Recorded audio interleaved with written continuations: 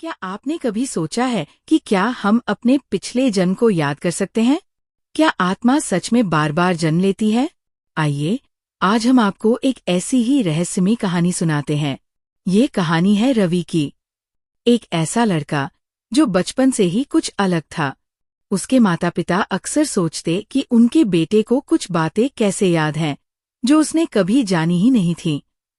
5 साल की उम्र में रवि ने अचानक कहना शुरू किया कि वो पहले किसी और जगह रहता था।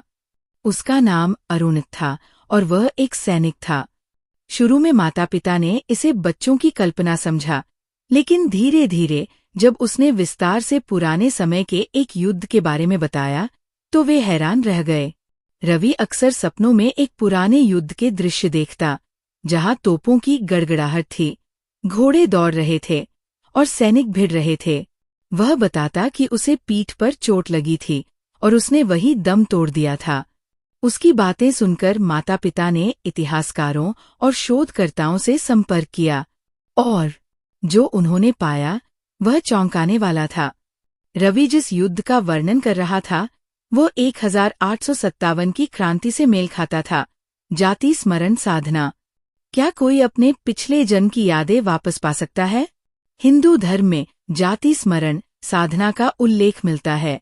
यह एक गहरी ध्यान प्रक्रिया है, जिससे व्यक्ति अपने पूर्व जन्म की स्मृतियों को देख सकता है। कुछ साधुओं ने रवि की मदद करने का प्रयास किया। धीरे धीरे उसने और भी बातें बतानी शुरू कर दीं। बौद्ध दृष्टिकोण। बौद्ध धर्म में पुनर्जन्म को कर्म से जोड़ा जाता है। गौतम बुद्ध ने अपने पिछले जन्मों को जातक कथाओं में बताया है।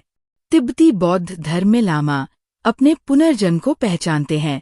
क्या रवि भी ऐसा ही कोई संकेत था? इस्लाम और ईसाई दृष्टिकोण।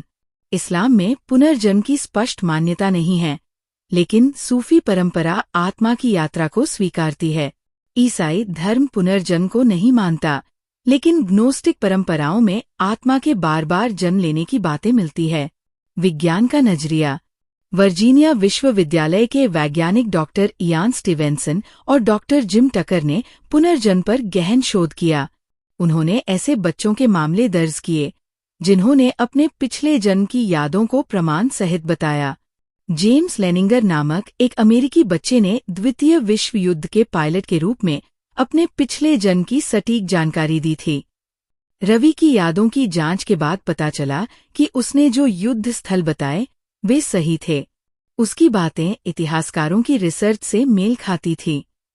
धीरे धीरे उसने ध्यान और साधना के माध्यम से अपने अतीत को स्वीकार किया और अपने वर्तमान जीवन पर ध्यान देना शुरू किया। तो क्या पुनर्जन्म सच में होता है? क्या आत्मा बार बार जन्म लेती है? ये प्रश्न अभी भी रहस्यमय बना हुआ है, लेकिन रवि की कहानी हमें सोचने पर मजबूर कर देती है। आपका क्या मानना है? क्या आप पुनर्जन्म में विश्वास करते हैं? हमें कमेंट में बताइए, और इस रहस्यमयी यात्रा को औरों तक पहुंचाने के लिए इस वीडियो को शेयर करना न भूलें।